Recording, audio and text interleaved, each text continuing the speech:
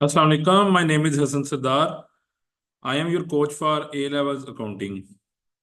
अच्छा बच्चों, सबसे पहले मैं ये चाहूँगा कि मैं आपको थोड़ा सा ओ ए लेवल्स का इंट्रो दे दूं। अब हम जो बुक पढ़ने जा रहे हैं वो ओ लेवल्स अकाउंटिंग है। और मैं ओ ए लेवल का आपका मेंटोर हूँ, अकाउंटिंग, बिजनेस, इकोनॉमिक्स और मैथ्स के सब्जेक्ट्स में। ये जो सिलेबस डिज़ाइन किया गया है ये पाकिस्तान में अगर आप देखें तो उसके मैट्रिक के जो स्टूडेंट्स हैं उनके जो इक्विवेलेंट है वो ये सिलेबस है। अब कैम्ब्रिज की ये खासियत है कि कैम्ब्रिज दुनिया का बेस्ट डिजाइन जो सिलेबस है ना वो देखता है, वो करंट नीड्स को कैटर करता है और वो बच्चे की जो साइकोलॉजिकल नीड्स हैं उनको भी देखता है, जो टीचर्स की कैपेसिटीज हैं उनको भी इन्हांस करता है। तो अभी तक जो हर साल जो है 1 मिलियन स्टूडेंट्स जो है वो कैम्ब्रिज की एग्जाम्स में अपीयर होते हैं। मोर ओवर ये है कि 10,000 स्कूल्स जो हैं वो इनके साथ अटैच्ड हैं किसी भी तरीके से। वो अकेडमीज हो सकती हैं, वो हमारे प्रॉपर इंस्टीट्यूट्स हो सकते हैं। तो वर्ल्ड वाइड ये रिकग्नाइज्ड एक हमारे पास सर्टिफिकेशन है जो मैट्रिक इक्विवेलेंसी में है। तो ये थोड़ा सा इंट्रोडक्शन था मैं इसकी तरफ से। अब मैं चाहता हूँ कि उससे पहले हम जो है वो सिलेबस की तरफ आएं। और सिलेबस को थोड़ा सा, क्योंकि सब्जेक्ट्स पढ़ने से पहले जरूरी है कि हम सिलेबस का ओवरव्यू करें। सिलेबस बोलता क्या, हमें रिक्वायरमेंट्स क्या हैं, ये सिलेबस डिजाइन कैसे किया गया है। अब और सिलेबस के डिजाइन करने के पीछे इसकी टेक्निक क्या है कि वो जब बच्चा इस एज में इसको सेलेक्ट कर लेता है तो उसके उसके लिए उसका डिफिकल्टी लेवल किधर पैटर्न सेट किए गए हैं, वो ये सारा कुछ हमें देखना पड़ेगा। उसके लिए मैं हमेशा अपने स्टूडेंट्स को बोलता हूँ कि अगर आपने A+ ग्रेड लेना है, बच्चे देखें आपने पीछे नहीं रहना किसी से।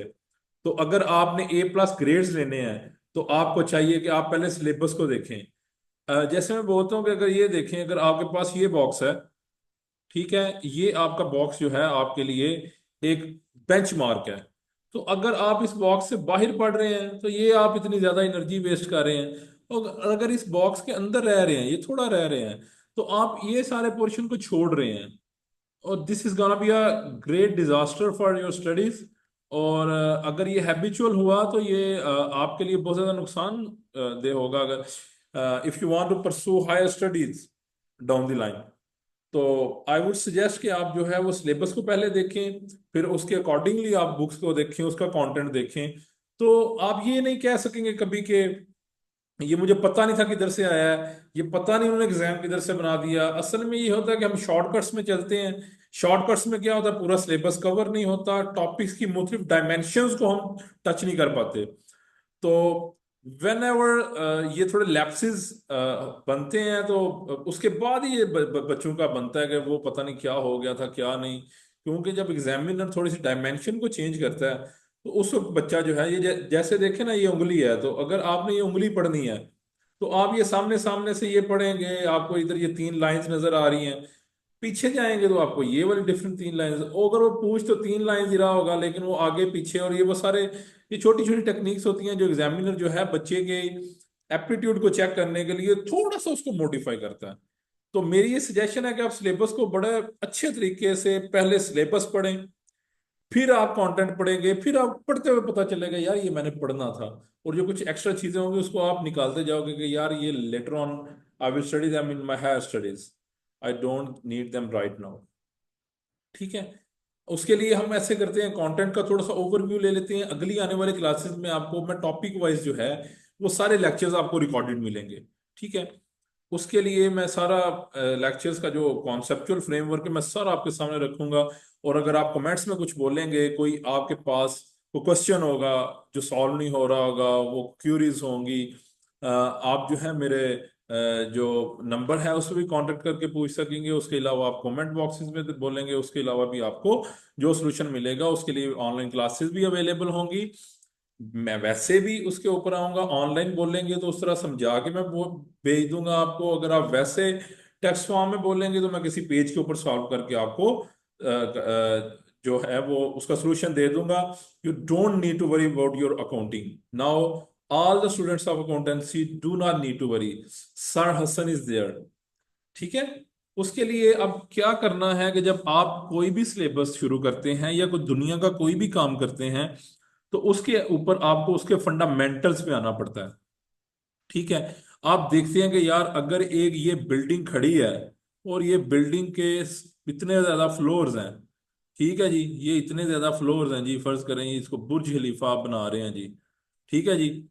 तो ये फ्लोर जो हैं ये नीचे कहीं एक फाउंडेशन की वजह से बने हैं, जिधर ये कंक्रीट पड़ा है, जिधर इसकी उन्होंने डिफरेंट तरीकों के ऊपर मशीनरी लगा के पहले इसको नीचे से वो खुदाई की, उसके बाद उसका कंक्रीट डाला, उसका एक स्ट्रक्चर बनाया ताकि ये ऊपर वाली सारी बिल्डिंग जो है जी ये बन सके। तो उसके लिए आप सबको चाहिए कि आप ओवरव्यू किसी भी बुक का लें। अगर आप जंप करेंगे एट एडवांस्ड टॉपिक्स तो आपको समझ नहीं आ सकेगी। तो अकाउंटिंग का ओवरव्यू क्या लेना है हमने हमने अकाउंटिंग का ओवरव्यू यही लेना ना कि अकाउंटिंग है क्या। एक्चुअली अकाउंटिंग और बुक कीपिंग जो है वो कभी कभी सेम लोग उनको यूज करते हैं कि एक बुक कीपिंग है। बुक कीपिंग आप किसी भी रिकॉर्ड को कर सकते हैं। अगर आप देखें आप एडमिनिस्ट्रेटिव मैटर्स हैं, आप किसी की अटेंडेंस रिकॉर्ड करेंगे, that's also book keeping. But accounting is a different thing. ये अकाउंटिंग जो है ये इसकी इन्वेंशन कहाँ से हुई हम ये भी पढ़ेंगे।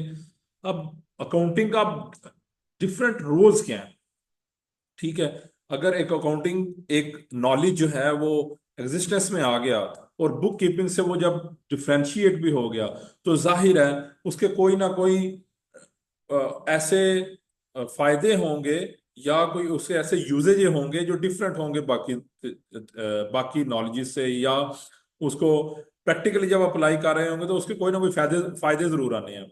तो अब उसका पर्पस जो है वो अब वो इंफॉर्मेशन देती है अकाउंटिंग, और बिजनेस के जो प्रॉफिट एंड लॉस है ना उसको मेजर करने के लिए।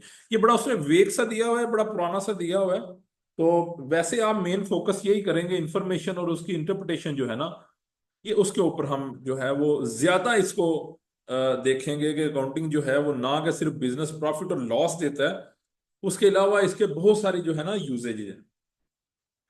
अब हमारे हमने इंफॉर्मेशन जब अकाउंटिंग ली है, इंफॉर्मेशन ली है, तो अब किस पे ली है, किसी कोई ना कोई सेट ऑफ डाटा पे लिया होगा ना। सेट ऑफ डाटा जो है उसके ऊपर हम जो इंफॉर्मेशन है उसको कलेक्ट कर रहे होंगे। अब उसमें जब सेट ऑफ डाटा लेंगे तो हमारे पास अकाउंटिंग में जो है वो टू साइडेड जो है हमारे पास इंपैक्ट्स आएंगे। अब हम आगे जाके पढ़ेंगे कि ये डाटा लिया कैसे, रेलिवेंट डाटा कौन सा होगा, सारे डाटा जो होंगे आपके पास अवेलेबल वो उसकी रेलिवेंसी नहीं होगी, वो डाटा कैसे लिया जाएगा, वो न्यूमेरिकल फॉर्म में होगा या नॉन न्यूमेरिकल फॉर्म में होगा, उसके बाद इसके लेजर्स बनेंगे, ये सारी चीजें जो उसको रीड करना। अब देखें ना, अगर आप अकाउंटेंसी में या मैथ्स में है तो आप न्यूमेरिकल डाटा को रीड कर सकते हैं, आप क्वांटिटेटिवली चीजें देख सकते हैं, क्वालिटेटिवली नहीं देख सकते। सोर्स आ गया। अब उसके बाद जो आ गया डाटा आ गया, अब उसको आपने रिकॉर्ड कर लिया, उसकी अब वेरिफिकेशन हो गई। ठीक है जी। ये हमारा वन स्टेज थी। उसके बाद हम टू स्टेज पे बैठे हुए हैं। थ्री स्टेज आई कि हमने इसकी वेरिफिकेशन कर ली। उस वेरिफिकेशन के लिए हम ट्रायल बैलेंसेस बनाते हैं, बैंक रिकंसिलिएशन स्टेटमेंट्स बनती हैं, कंट्रोल अकाउंट्स बनते हैं। तो हमारे अकाउंट्स जो है वो वेरीफाई हो जाते हैं। हम देखते हैं कि हमारी जो होने वाली ट्रांजैक्शन है वो एक दूसरे के साथ इन लाइंड है। ठीक है जी। अब उसके बाद ये जो सारे डाटे के ऊपर जो चीजें परफॉर्म होनी है उसके कोई ना कोई प्रोसीजर होंगे, कोई सेट प्रिंसिपल्स होंगे। ऐसे नहीं होगा कि मेरी ये मर्जी है जी मैं ऐसे कर दूं, मेरी ये मर्जी है तो मैं ऐसे कर दूं।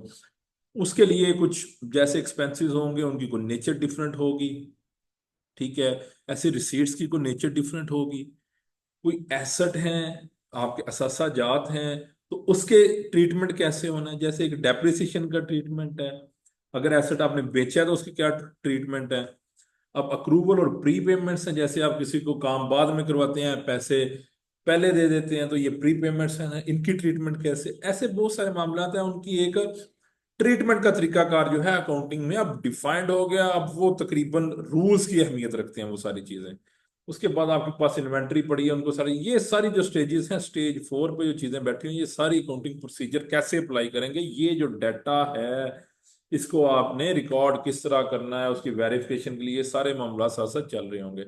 अच्छा जी, जब हमने डाटा ले लिया उसके बाद उसको रिकॉर्ड कर लिया, ट्रायल बैलेंसेस बन गए, वो सारी चीजें बन गई, तो अब आपने फाइनेंशियल स्टेटमेंट्स बनानी है। अब आपके पास दो फाइनेंशियल स्टेटमेंट्स हैं जो मेन फाइनेंशियल स्टेटमेंट्स हैं। एक है आपके पास प्रॉफिट एंड लॉस स्टेटमेंट, दूसरी आपके पास बैलेंस शीट है जी।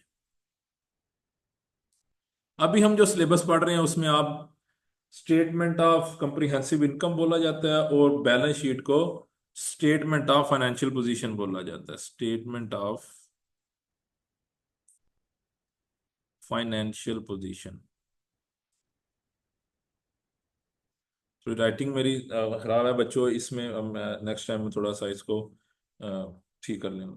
अब आपने बैलेंस शीट देख ली, आपके पास वो डॉक्यूमेंट्स आपने बना लिए, फाइनेंशियल स्टेटमेंट्स बना ली। अब जब बना ली तो उसका कुछ ना कुछ एनालिसिस होगा, कुछ ना कुछ इंटरप्रिटेशन होगी। अब आपके पास लोगों के सामने नंबर्स रख देंगे तो it will be very difficult for them to understand कि what these numbers are telling.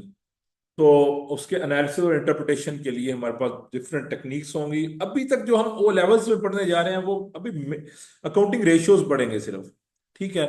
और रेशियोज बता देंगे कि हमारा इंटर कंपनी क्या सूरत हाल बन रही है, उसके बाद हम बता लेंगे कि हमारी ईयर टू ईयर क्या डिफरेंशिएशन आ रही है।